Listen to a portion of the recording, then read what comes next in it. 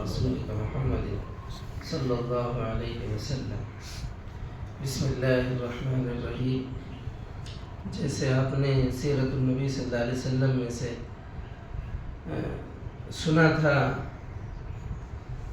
آپ علیہ السلام اور آپ کے خاندان اور اہل ایمان صحابہ اکرام کا جو بائیکاٹ ہوا تھا، جو شعب ابی طالب میں جو قید ہوئے تھے حضرات صحابہ اکرام اور حضرات بنو ہاشم اور محمد عربی صلی اللہ علیہ وسلم، جس کو ختم کرنے میں جن اللہ کے بندوں نے اس اگریمنٹ کو جو ختم کر دیا گیا، جس کو ختم کرنے میں زہیر کے ساتھی نے جو اکٹھے اس وقت میں ساتھ دیا تھا، اور جس کو رد کرنے اور روکنے کے لیے ابو جہل نے کوشش کی تھی، مگر اللہ نے جزا بہترین ذہنیت جو زہیر کو عطا فرمائی تھی، اسی ذہنیت کے سبب سے، اسی کوشش و سعی کی ذریعے سے انہوں نے اس کو جو اگریمنٹ کا پیپر یا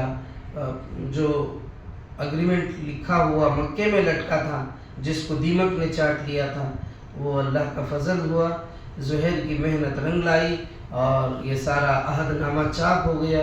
پیارے نبی صلی اللہ علیہ وسلم اور مخلص ساتھی درے سے یعنی اس گھاٹی سے باہر آ گئے اور پوری سرگرمی سے پھر اللہ کے نبی علیہ السلام دعوت کا کام کرنے لگے۔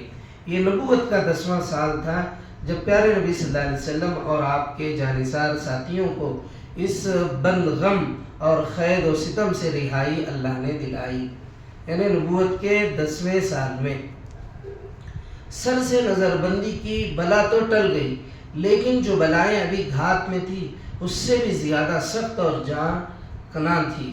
ابھی کچھ ہی ماہ گزرے تھے کہ ابو طالب بیمار پڑ گئے۔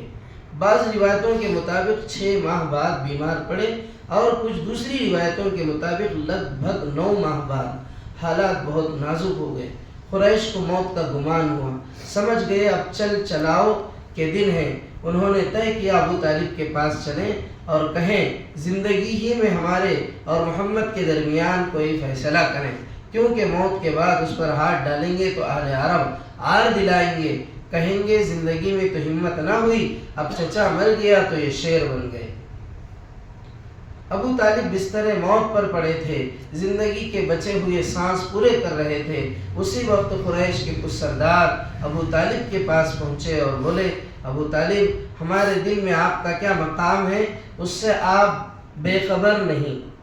ہماری تمنا ہے بھتیجے کے بارے میں آپ انصاف کریں، یعنی محمد صلی اللہ علیہ وسلم کے بارے میں۔ اس سے کہہ دیں نہ وہ ہمارے دین کو کچھ کہے نہ ہم اس کے دین کو کچھ کہیں گے۔ ابو طالب نے پیارے نبی کو بلوایا، آپ صلی اللہ علیہ وسلم کے سامنے قریش کی بات رکھی۔ آپ صلی اللہ علیہ وسلم نے فرمایا، آپ لوگ صرف ایک فقرہ کہہ دیں اور بس، میں اور کچھ نہیں چاہتا آپ سے۔ وہ ایک فقرہ، قریش کون سا فقرہ کہلوانا چاہتے ہو بھتیجے؟ ایک کیا ہم 10 فقرے کہہ دیں گے۔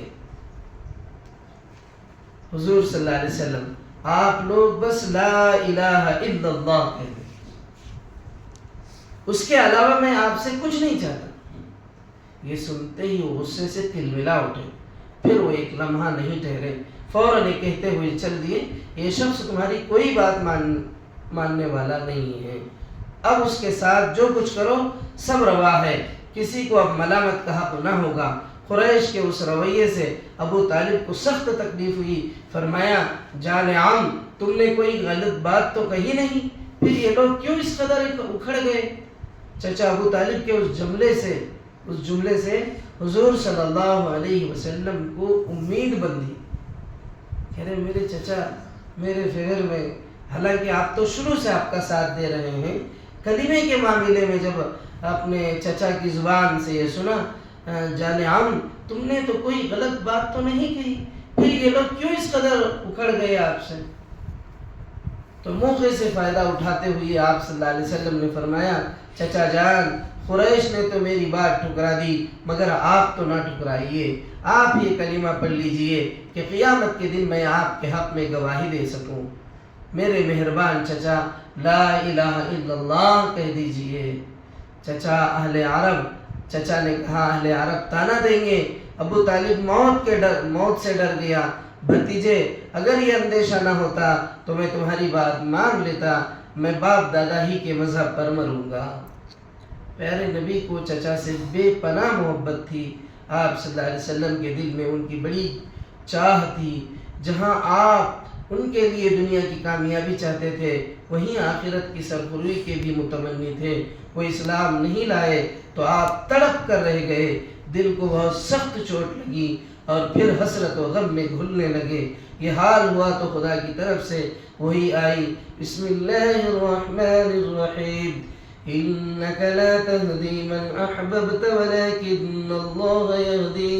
ولكن اللہ یہدی من یشاء. سورہ قصص آیت نمبر 50/6. تم جس کو چاہو ہدایت نہیں دے سکتے، اللہ ہی جسے چاہتا ہے ہدایت دیتا ہے. اس طرح ابو طالب انتقال کر گئے. ہاں وہی ابو طالب جو آپ کا سہارا اور آپ کے مددگار تھے، جو آپ کے مونس اور غم گسار تھے، اور آپ صلی اللہ علیہ وسلم قریش کی بے رحمیوں کا نشانہ بننے کے لیے اب تنہا رہ گئے. یہ تھی حضرت ابو طالب کی وفات، جن کی وفات پر اللہ کے رسول کو بہت زیادہ غم ہوا، اور اس سے بھی زیادہ غم آپ کا بغیر ایمان کے انتقال کر جانا. یہ آپ کو بہت زیادہ ستانے لگا. اس کے بعد کیا ہے آپ انشاءاللہ آئندہ کل سماعت فرمائیں گے. اللہ تبارک و تعالی ہمیں اپنے پیارے پیغمبر کی سچی پکی محبت اپنے نبی سے کرنے کی اللہ توفیق عطا فرمائے. اے اللہ اپنے کرم سے ہمیں نبی علیہ السلام کی سفارش ہماری مقدر فرمائیے اور آپ کی اتباع کی ہمیں توفیق عطا فرمائیے. آپ کے ایک سنت پر عمل کی توفیق عطا فرمائے. سبحان اللہ بحمدہ، سبحانک اللہم بحمدک، واشہد ان لا الہ الا انت واستغفرک واتوب الیک.